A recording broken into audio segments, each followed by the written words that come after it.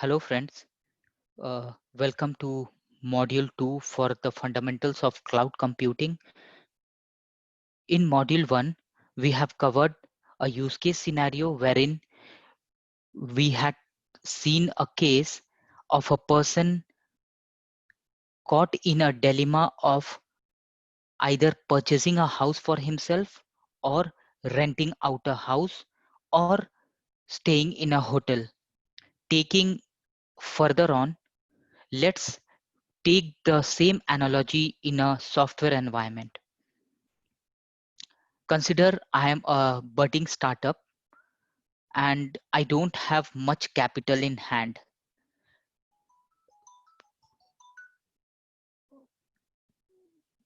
One of the clients has approached me for a big data project. I very well know that any big data project would require huge compute and huge processing power and huge storage at my end to develop the project. So I'm left with two options. Either do a project planning, get a cost estimation of how much the heavy servers may cost me, how much my heavy storage will cost, and cross charge the client on that.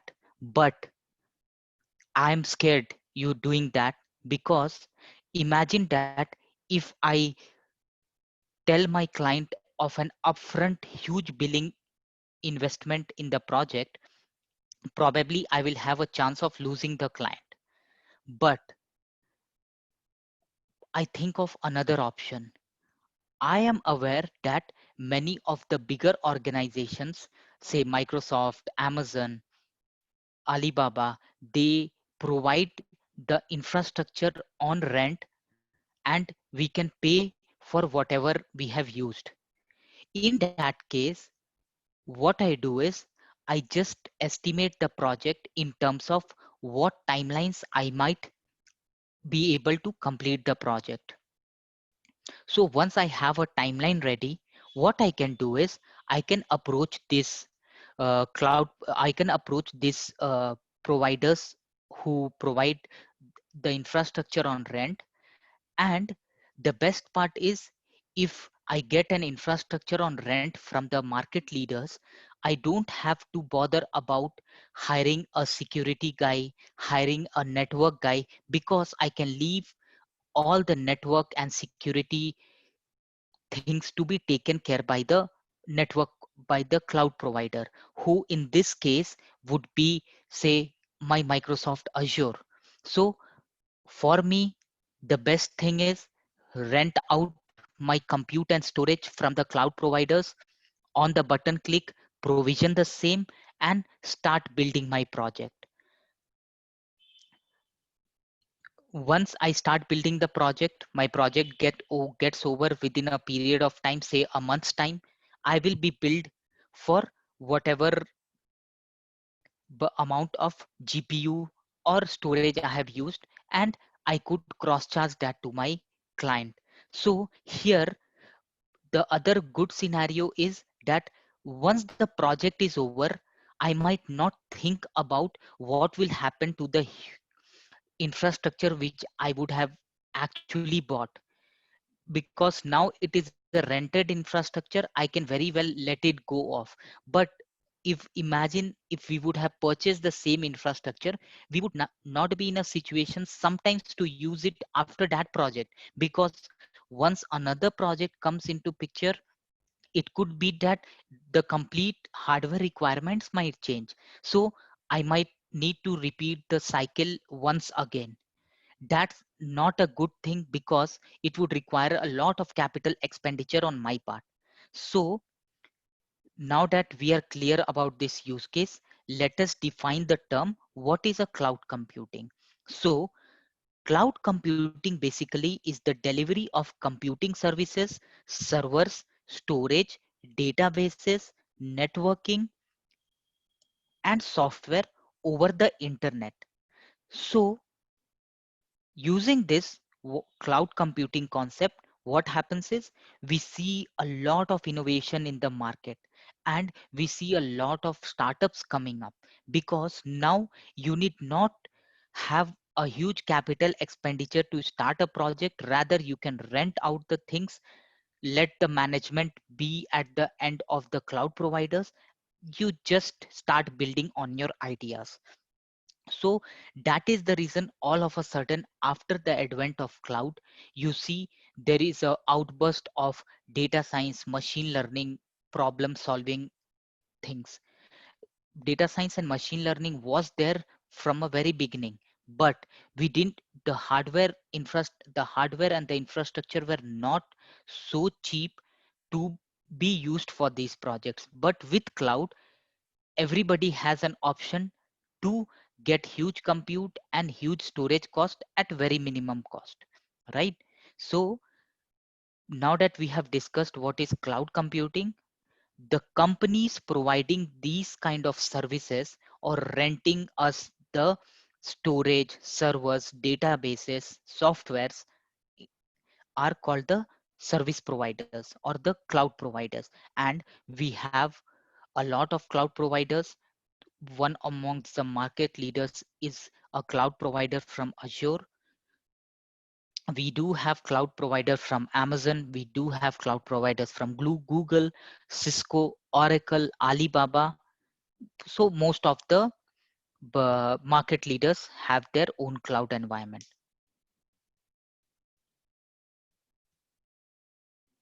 So in short, what is my what basically we would require for doing any programming language? We would require a storage and we would require a compute.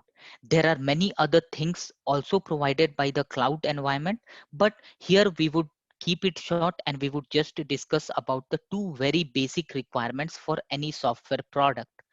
So what is a compute power?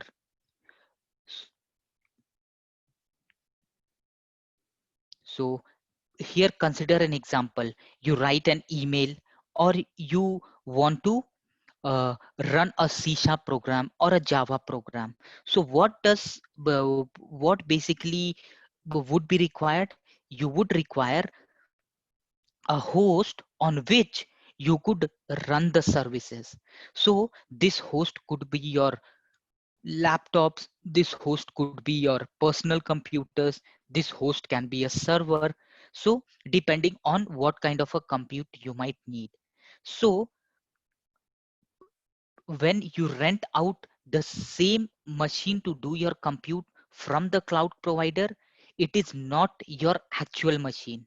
It is actually a virtual machine which has been rented out to you. And that is why it's called a virtual machine. But you can consider it to be same like your Windows PC or your laptop. So each virtual machine will include its own operating system and the hardware. It would be same like your own Windows or a Linux machine. You can install whatever software you need to do the tasks, and you rest assured that the complete infrastructure management part, be it the patching of the operating system, be it network security, be it uh, say your p- networking things, all will be taken care by the market uh, provider from the cloud environment. So the only difference is that you need not buy any additional software or you need to install the OS, which ideally is the case when you do it on your own machine. There's another concept of compute in cloud that's called containers. That's pretty new technology, widely used in the DevOps environment. So what is basically a container? So a container, you can consider it to be a container of a ship. So where say that in the shipping containers you will have products to be moved from one place to another. So containers as well are very similar to the VMs, except that they don't require a operating system. So meaning to say that You can host all your pre-packaged application into the containers so that it does not need an operating system of its own. Rather than that, what happens is you can install your applications and all its dependencies which are packed while creating a image for your program. And once this image has been hosted on a container, the container will be up quickly running your application. So this is an open source project of a Docker, and Docker containers provide an efficient and lightweight approach to application deployment, very widely used in the current DevOps scenario for all e-commerce websites and all the highly reliable websites which we see on the internet nowadays. The third would be a serverless computing. So what is a serverless computing? Serverless computing lets you run application code without creating or configuring or maintaining a server. So you are just there, create a program using some functions and run it on the complete infrastructure provided by the cloud environment. The serverless model here differs from the VMs and containers in that you only pay for the processing time used by each function. So here in the VMs and the containers, you still rent out a hardware, but in the serverless concept, as the name itself suggests, serverless. So we don't rent out any servers from the cloud provider. Rather, we pay them for the amount of time we use on their compute environment. So do you see a analogy onto the use case which we have discussed before? Virtual machines could be considered as renting out a complete home, say a home with 2 BHK or a 3 BHK home. Containers can be considered as renting out a room within a house. So maybe we have a house of 3 BHK, but I am just renting out a room within a 3 BHK house. And serverless could be considered as renting out a room in a hotel wherein you just pay for the services you use for how much ever day. So I feel with this, we would be clear about the concepts of cloud computing. Now let's go to the key concepts of cloud computing. These are the concepts in cloud which make it widely acceptable by users to be used in their organization, right? And these are the concepts which make cloud very different from the on-premise environment. So the first and the foremost thing would be high availability. So I'm sure most of you might be aware of the concept of disaster recovery. So what happens is, the moment your e-commerce website or a website that is hosted goes down for even single minute, you there are chances of losing a lot of customers, because there would be just imagine a case, we are logging into a airline booking engine. I have logged into Air India site, I have logged into Air Asia site, I have logged into Go Indigo, Go Air site. Now all of a sudden I'm booking a ticket from a source A to destination B. What happens is, after the click of a button, my Air India site does not respond, or it does not send me a reply back. And with the short span of attention which people have nowadays, what happens is, I would be quickly to hop onto my Indigo website or to a Go Air website, which would be returning me the response, and I would like to do a booking seamlessly rather than waiting.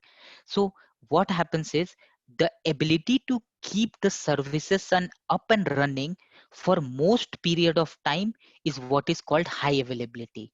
So but just try to imagine that whenever you log into say www.google.com, Google always responds back to your requests. So in case it does not respond back to your request, you would rather not go to that website after trying for multiple times. Coming to scalability, consider a scenario of the big billion sales that happens in the e-commerce website. Now I have an e-commerce website and I know that my network traffic on the website is usually 1,000 people in a day. But during the big billion sales, what happens is I am sure that my network traffic might increase to 10,000, 20,000, 30,000, or 1 million hits. I am sure that the current infrastructure which I have would not be in a position to support those heavy loads, and very specifically for just 2 days. So imagine that if I purchase huge processors just for using it in 2 days of a year, that's just a waste of uh, money, because I have put a huge cost on procuring the infrastructure, but I use it for just 2 or 4 days in a year. But if I have rented out the same, what happens is I would get an ability to increase the processing power only during the time the big billion sale happens, maybe twice in a year, 4 times in a year. And that is where the concept of scalability comes in. So the ability to increase or decrease the resources for any given workload is called scalability.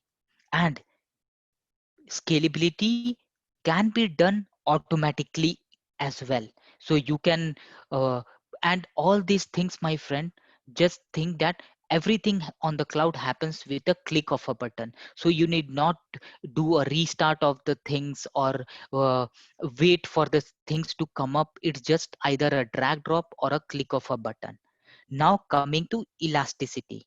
So the ability to automatically or dynamically increase or decrease resources as needed is called elasticity. So as the very word elasticity means the same thing, the ability to either increase or decrease.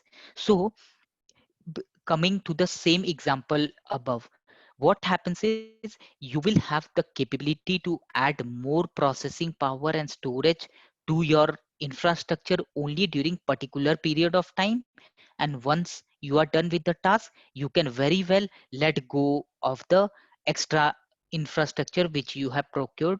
So that is what is elasticity. You can say increase or you can decrease based on the things. Coming to another concept of agility. So agile, the agile word is very common in today's scenario. Everybody wants to be agile. So the ability to react quickly is called agility.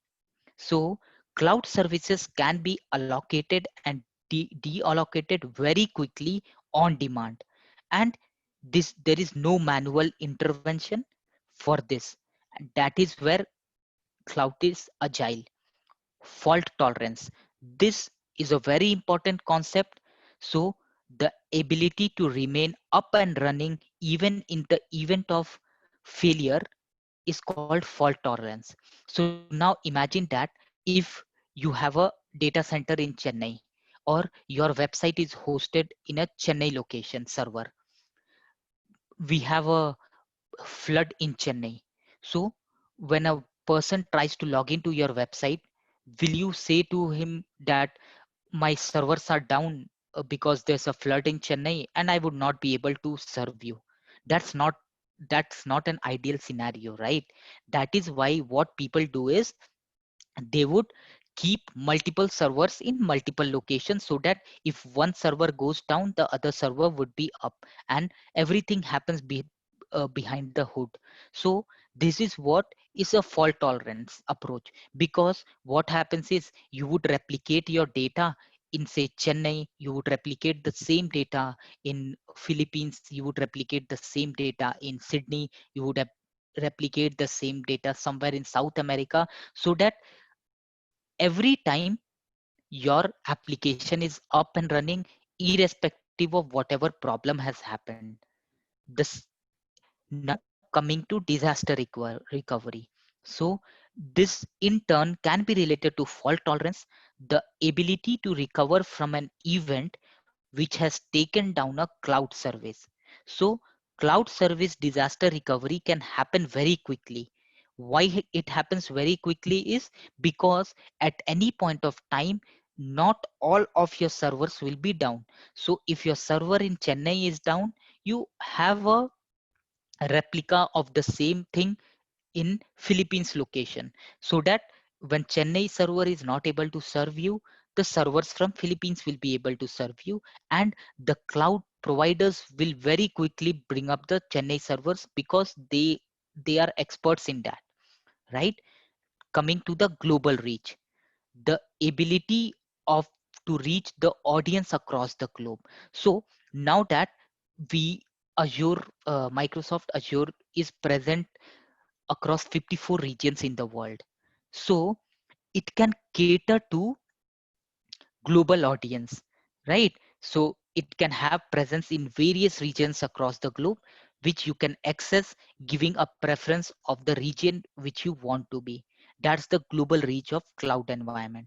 Now, coming to customer latency capabilities. Say if a customer is experiencing slowness with a cloud service,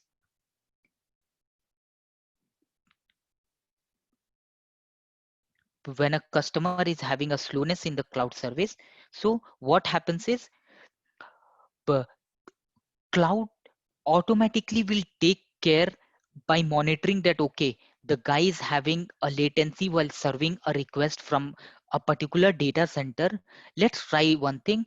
It could be a problem at that particular data center. Let's route him to another data center and look at the root cause of the query, why basically he's seeing a latency. So everything happens behind the hood. So until the cloud providers think about what's the solution to make the query faster, they will be serving you from the other server. Predictive cost considerations, the ability for users to predict what cost they will incur for a particular cloud service. So you are renting out an apartment. Don't you have a say a legal document in place? So for the same thing, what happens is everything on the cloud environment is very transparent, because if there is no transparency into how much of b- cost will be incurred for using the resources on the cloud, nobody will try to use them, because everybody wants transparency in business. So they have, most of the cloud providers have a pricing calculator wherein you can go, you can give a briefing of your project and get an estimate of the cost you would incur. Technical skills requirements and consideration.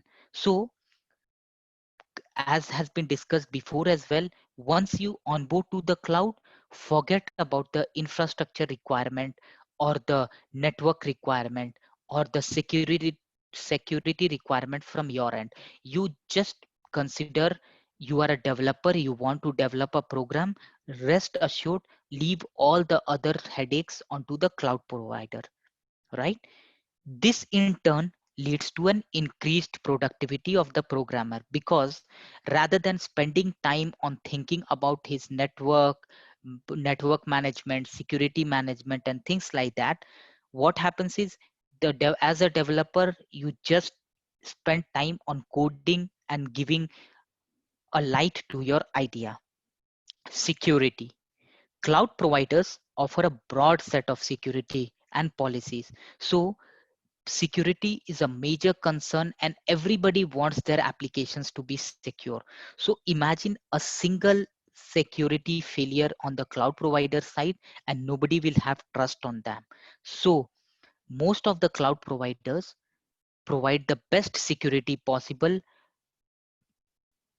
and be assured that nothing goes wrong either with your data or while using your compute. So they have the best strengthened security which protects your data and your compute environment as per the legal considerations of the region where your cloud environment is hosted. So with this, we end module 2 of our cloud computing course. See you in module 3.